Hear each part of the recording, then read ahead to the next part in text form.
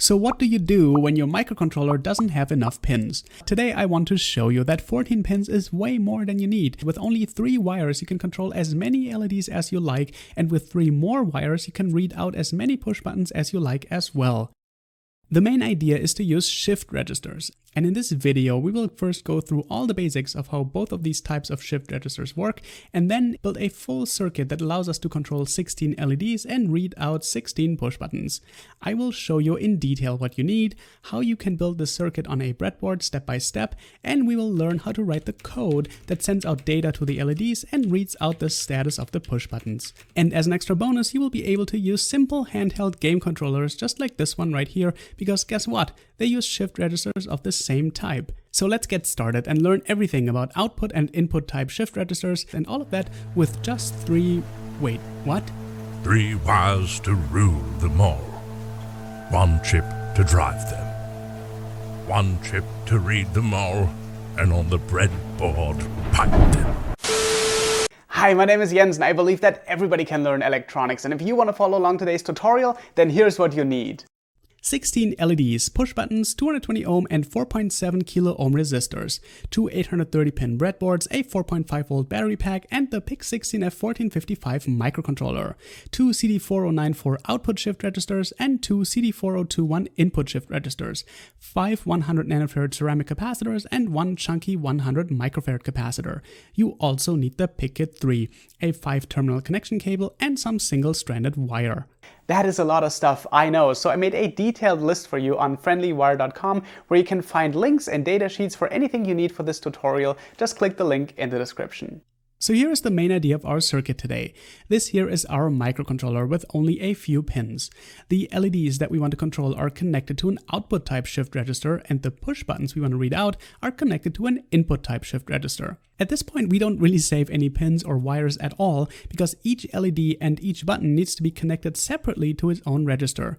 But a shift register itself only needs 3 wires to talk to our microcontroller, and those are the precious connections we want to keep as few as possible. So with 3 wires you can control 8 LEDs, and with another 3 you can read out 8 buttons as well. But it gets even better than that. You can chain shift registers of the same type behind each other, so that in theory it's possible to control an unlimited amount of LEDs and read out an unlimited amount of buttons with just 3 wires each. This works because shift registers turn so-called parallel data, which is the snapshot of the state of all LEDs or the state of all buttons all at a common time, into so-called serial data, which is a sequence of individual bits, one after the other for each LED and push button. But before we get ahead of ourselves, let's back up for a moment and learn how these 2 types of shift registers work on the inside. An output type shift register like the CD4094 has 3 inputs called data, clock, and strobe, and it has 8 outputs called Q1 to Q8 and another output called Q'(S). In our application, data, clock, and strobe are the 3 wires that we connect to the microcontroller. So for now, let's keep the clock and strobe input at a logical 0, but let's imagine we want to send this byte here into the register, and we will do that from left to right. So at first we have to put a logical 1 on the data input. If we now pulse the clock pin from 0 to 1 and back to 0 again, it acts a bit like a Minecraft piston, and after that our first bit falls into place. The next bit is a 0, so let's apply a 0 at the data input and pulse clock again. Now the previous bit gets shifted to the next position and the 0 falls into that place. And if we do this 6 more times, eventually we have our whole byte stored in the register. Now we can set data back to 0 and instead pulse strobe. This sends the current status of the register to the 8 outputs. Imagine now that we send in another bit and pulse clock again. Then what was previously at Q8 falls out of the register and appears as an output signal on the Q'(S) pin. If we now add another shift register in series, connect the Q'(S) output of this one to the data input of the next one, and connect clock and strobe in parallel, we can now send out 16 bits, because the information just gets passed along to the next register over the Q'(S) pin. And we can add even more registers the very same way to control as many LEDs as we like. So now we know how these guys here work, but what about the other ones? To read out our buttons, we need a different type of shift register, a so-called input type shift register, like the CD4021. It also has 3 inputs called data, clock, and latch. P1 through P8 are the 8 inputs where we connect our buttons, and Q6, Q7, and Q8 are the 3 outputs. In our case, clock, latch, and the Q8 output are the 3 wires we need to connect to our microcontroller. Now let's imagine that somebody presses the buttons so that this bit pattern here is at the inputs P1 through P8, and we want to read out that status into our microcontroller. At the beginning of each cycle, we keep latch and clock at a logical 0. First, we have to pulse latch a single time, and that pushes the state of the inputs into the register all at once, and P6, P7, and P8 appear on the outputs Q6, Q7, and Q8. Our microcontroller is connected to Q8, so it can read out that first bit already. Then we pulse clock, and the data gets pushed along one position so that the microcontroller can read out the next bit. And so on, and so on, and so on, until we have read out all information. Now the data input on the left is for adding another shift register to this chain, and this is how it looks like. Just like before, clock and latch are connected in parallel, and the Q8 output of the previous shift register gets connected to the data input of our shift register right here. This way, the data doesn't get lost, but simply travels along the chain for as many push buttons as you like. And now I want to show you how to do all of this with a PIC microcontroller. Now, if this is your first time working with a PIC microcontroller, it can be a little bit confusing, but it only takes about 20 minutes to get set up with these things, and I have a detailed video that walks you through all of these steps, so go watch that later if you're interested. But for now, let's have a look at this schematic. In the middle is the PIC16F1455, connected to the 4.5 volt battery pack and the 2 capacitors C1 and C2 that stabilize the circuit. This up here is the PIC3 programmer, and it is connected to the circuit with the 2 power connections VDD and ground, and with the 3 programming connections master clear, program data, and program clock. This triangle here is also on the PIC3 in real life, and it helps us to identify which pin is the master clear pin. To build this, place the 830-pin breadboard in front of you and make sure row 1 faces to the left, and insert the PIC16F1455 in row 3 with the notch facing to the left as well. Connect VDD at pin 1 and ground at pin 14, and insert the 100 nanofarad bypass capacitor C1 between pins 1 and 14 close to the chip. The bulk capacitor C2 can go into the power rail around row 43, just make sure its negative terminal is really connected to the negative power rail and is not switched around because they really don't like that. Then connect the positive power rails on both sides of the breadboard together as well as the negative ones. Now it's time to plug in the PIC3. Its VDD and ground connections can be connected directly to the power rail. Master clear goes to pin 4, program data to pin 10, and program clock to pin 9. Connect the battery pack to the power rail, and last, connect the other end of the PIC3 to your computer. And on there, start the MPLAB IDE and create a new standalone project. Click on Next and select the PIC16F1455 as your device, and under Tools, select Show All, and then select the PIC3. Click on Next and on Next again, and select the XC8 compiler from this list here before clicking on Next again. Give your project a name and then click on Finish. After some time, on the left side, right-click on Source Files, then on New, and then on main.c. Choose main as the file name, and then click on Finish.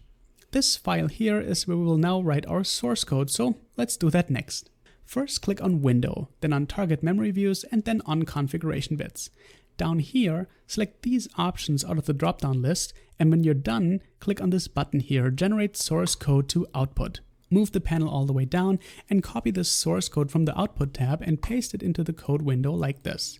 All that this code does is to tell our microcontroller to use its internal oscillator, and that's that line right here, and the rest is not really critical. Then inside the main function, we add a loop that will run forever, and this is a very common structure for microcontroller programs. For now, we will leave this main loop empty just to see if everything is working on our end here on the computer. And to do that, up here, click on the broom symbol to compile this code into a hex file. After a few seconds, it should say build successful, and after deciphering all this text down here, you realize that you can find the hex file that we just created in the dist default production folder right here. We need to get this hex file onto the controller using the PIC3, and to do that, we start the MPLAB IPE. Under Device, select again the PIC16F1455, and under Tool, the PIC3 should already be selected because we plugged it into our computer just a few minutes ago. Click on Connect, and after a few seconds our PIC should be recognized. Under Hex File, click on Browse and select the hex file we just created, and then click on Program. This should all go through without any problems, and the hex file is now on our controller. But of course, when you look at the breadboard right now, nothing happens yet because the main loop of our program is empty and we haven't connected anything to our microcontroller yet. So let's change that and start adding stuff one by one until we understand how everything works. Here's our previous bare bones schematic. So let's first add one CD4094 output shift register to control our first set of 8 LEDs. The data, clock, and strobe pins are connected to 3 pins of the PIC16F1455 like this. They share some lines with the PIC-Kit3, but that's not really important because in the end we can remove the PIC-Kit3 permanently. The CD4094's output enable pin right here is always held high because otherwise the outputs of the CD4094 would be turned off. Speaking of the outputs, we are showing the state of each output with a small LED. And the symbol at the bottom left here just means that we connect power to the CD4094 at pins 16 and 8, with C3 here acting as a bypass capacitor. On the breadboard, first disconnect the power just to be safe. Then insert the CD4094 in row 12 with its notch facing to the left. Connect VDD at pin 16, ground at pin 8, and insert its bypass capacitor C3 between pins 8 and 16, and if you're doing it like this, make sure the metal doesn't short out any of the chip's pins. Connect pin 15 to VDD as well, and now it's time for the LEDs starting in row 22 and then moving to the right like this. Their cathodes are all pointing to the right, so let's connect them to ground with the current limiting resistors R1 to R8 like this. Wiring up the LED's anodes to the 8 outputs Q1 to Q8 can take some time, but I think it works best to do that in pairs like this. This way, the 4 lower LEDs are Q1 to Q4, and the 4 upper LEDs are Q5 to Q8. And last, connect data at pin 2 to pin 10 of the PIC, clock at pin 3 to pin 9, and strobe at pin 1 to pin 8. Now reconnect the power, and we can think about how to send out some data to our first shift register. Back inside the MPLAB IDE, let us first define the location of the data, clock, and strobe pins for the CD4094 that we just connected, and I really like to use the define command for that. Then in the main function, we need to set all of these ports to be outputs, and we also need to disable all the analog features on these ports because they can also be used as analog to digital converter inputs, which we don't want in this case, so let's just disable this. Now let's think about how to send out data to the CD4094, and we will do this in 2 dedicated functions called CD4094_send and CD4094_load. Here is how I want it to look like in the main loop. These here are our 8 bits that we want to send out to the shift register with the aptly named send function. This is just a particular way to write a number between 0 and 255. In decimal, this would be 128 plus 64 plus 1, which is 193, so we could write that too, and it wouldn't make any difference. But I like the binary notation because it makes it clear which bits are set and which ones aren't, so that's why I went with it. And we're almost done with the main loop. We just have to make sure that these bits here show up on the register outputs. And I opted for a separate load function that has to be called after the send function.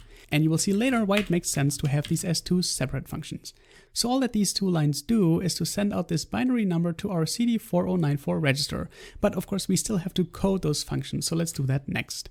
Let's start with the load function because it's so simple. It really just pulses the strobe line from 0 to 1 and then back to 0 again. And that's really all that it does. The send function is much more interesting. Because we want to send data, this function has an argument b that we can pass to it. It takes 8 bits, which is 1 byte, and our XC8 compiler calls this thing an unsigned character. Then we need to go through all 8 bits of our byte b and send them out one by one, so let's write a for loop for that first. We can get the bit number I with this expression here, and we just put that on the data line directly, and then we pulse clock. And that's it. Now we start this loop at 7 and count backwards because we have to send out the most significant bit first. And all the way at the top in our main loop, the most significant bit is this one right here towards the left. And if we write this code exactly this way, then this here is output Q8 of the CD4094, this here is Q7, this is Q6, and so on all the way to Q1 on the right. Then we can compile this code and flash it onto the PIC16F1455. And when the program starts, this is what happens. And that matches exactly with our pattern here that we are sending out. For example, this 1 here is this LED, and this 0 here is this LED.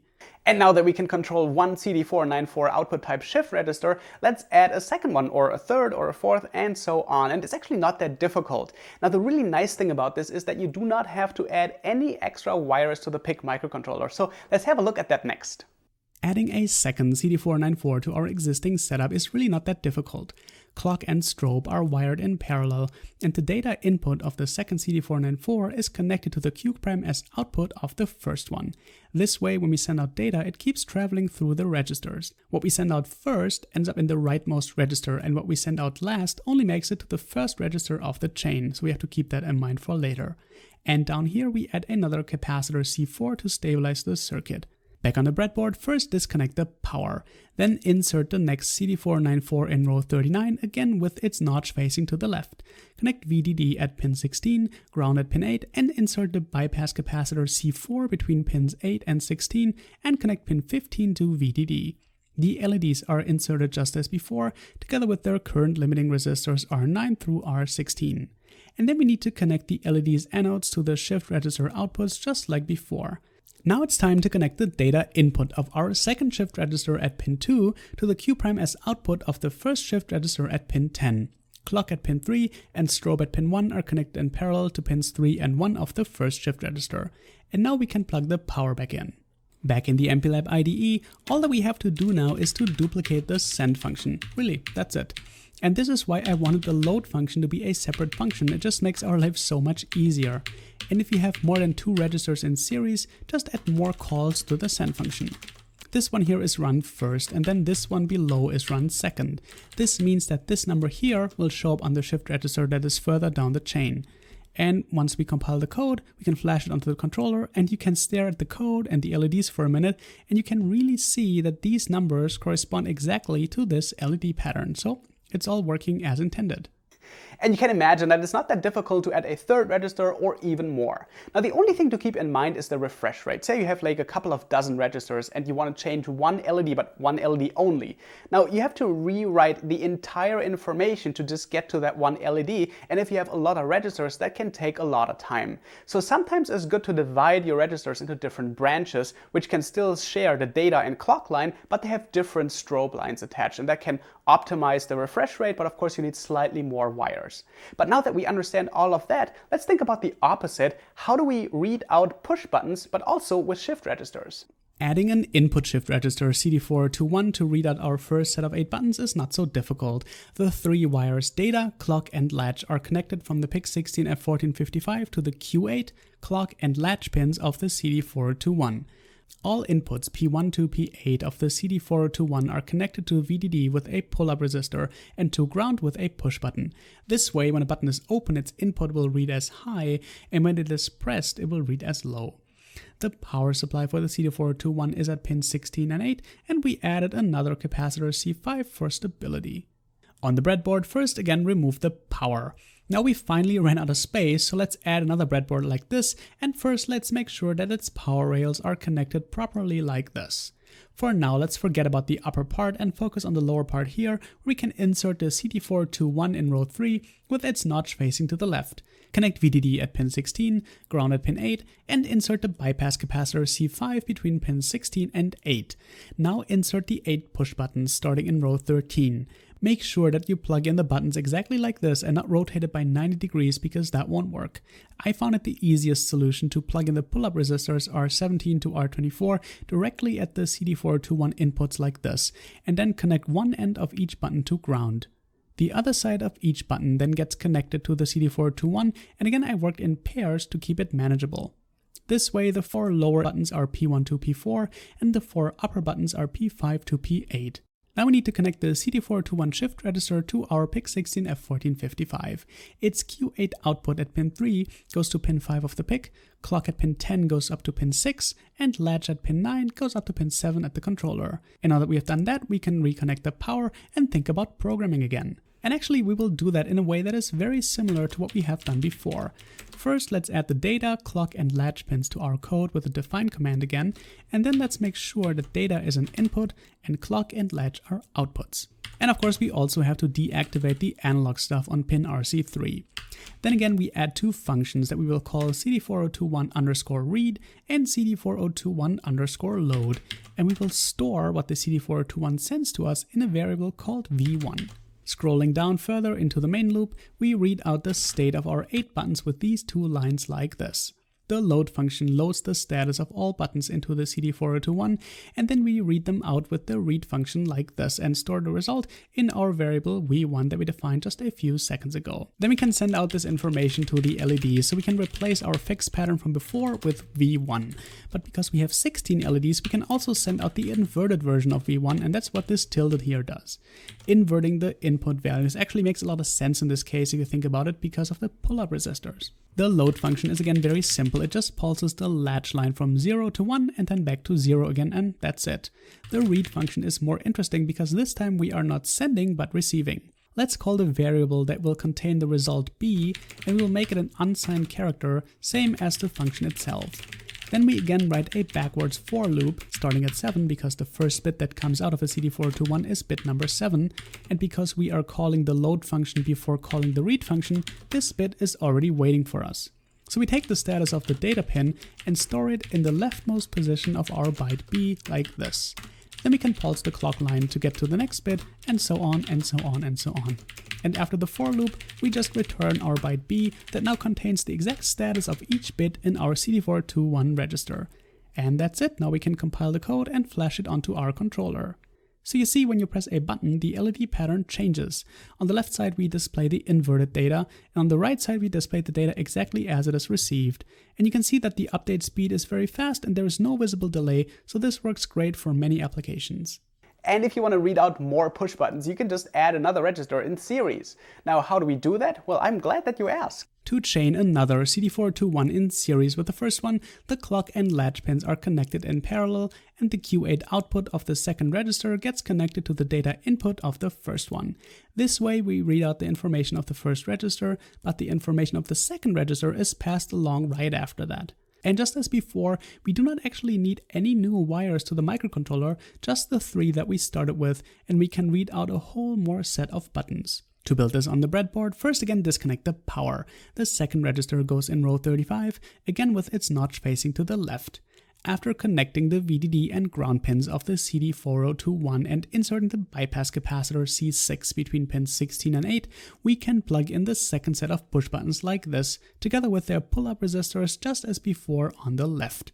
Connect one side of these buttons to ground and the other side to the inputs of our shift register. Now we need to feed its output Q8 at pin 3 into the data input of the previous register at pin 11 like this. Clock and latch are again connected in parallel to pins 10 and 9, and that's it.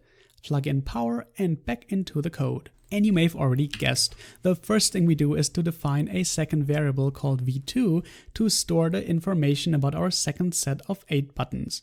Then we just duplicate this line here and change v1 to v2, and in the output part we change the v1 to a tilde v1 and this v1 here to a v2.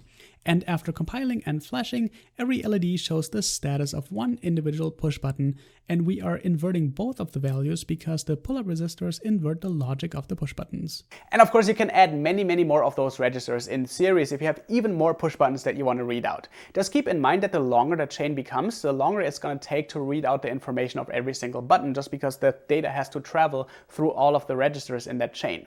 Now, it's probably a better idea in this case to break up that long one chain into smaller but several chains. And then each of these chains gets their own data input, but they still share clock and latch. So you have to spend a little bit more microcontroller pins, but you get that faster refresh rate. So that's completely up to you, of course. But now that we understand all of this, let's have a look at this little controller here. Yes, this entire part here at the bottom is almost exactly what is included in a vintage SNES game controller. Almost exactly, because these controllers have 12 buttons in total and not 16, but everything else is really exactly the same. I am using a newly made controller here for this video, but you can use a vintage one too. This is the plug of the controller, and here you connect VDD and ground, and you guessed it, our 3 wires clock, latch, and data. To make a little adapter, I cut and stripped an extension cable and used my continuity tester to figure out which color goes to which pin. And to show that this really works, we can leave the source code in the microcontroller completely unchanged and just replace the lower part of the breadboard. First, we again disconnect the battery and then detach the data, clock, and latch connections like this. Remove the VDD and ground connection as well, and then get rid of the lower breadboard altogether. Now plug in the wires of the SNES adapter cable that we fabricated a few minutes ago. VDD and ground go directly into the power rail. Its green data output goes to pin 5 of the PIC, the yellow clock wire goes to pin 6, and the blue latch wire gets connected to pin 7 at the controller. And that's it. It just works without any additional coding. Just plug it in, turn on the power, press the controller buttons, and it just works. I love that. Inside the MPLAB IDE, we can now add lines to our existing code that check if a specific button is pressed. For example, the A button lights up LED 16, which means that it is the 8th bit of the right shift register. And if you want to check for this bit, we just write this line here, and then inside the if statement, we can put whatever we want to happen if A is pressed. And here is how that looks like for all the other buttons as well. And of course, you can download this entire code in the companion article on friendlywire.com. Now all of these if statements are completely empty, of course, so you have to put in whatever you want to happen when, say, the button A is pressed. But that's the true magic of having your own microcontroller projects, because you can program to make them do exactly what you want them to do. And with these shift registers at your disposal, you're actually really free to create really cool, interesting designs. And if you do, please make sure to share them with me on social media. Now I want to say two more things. The first thing is, if this whole microcontroller programming thing scares you, it scared me at first, it's very normal. I have a very detailed PIC introduction video that I really invite you to check out right here. It goes through all the basics, and at the end we make our first LED blink, and it's really the basic of all of these products on my channel. So if you understand that one video, you can do a whole lot more. So I really encourage you to give that a try. The second thing I wanted to mention is that the CD4094 is really not an LED driver. It's actually just a shift register. Now we can add these small 5mm LEDs to each of its outputs, and that's kind of okay, but any bigger LED, well, it just doesn't work, and the chip is not strong enough to actively drive them. And if you are looking for an LED driver chip, then check out the TLC5916, and I have a whole detailed video on just that chip here on my channel as well. Alright, well, I hope I could inspire you to use these shift registers in your future projects. And if you do, again, please share it with me on social media. I would love to see your creations. Let me know what else you want to learn. Thank you so much for watching, and I will see you next time.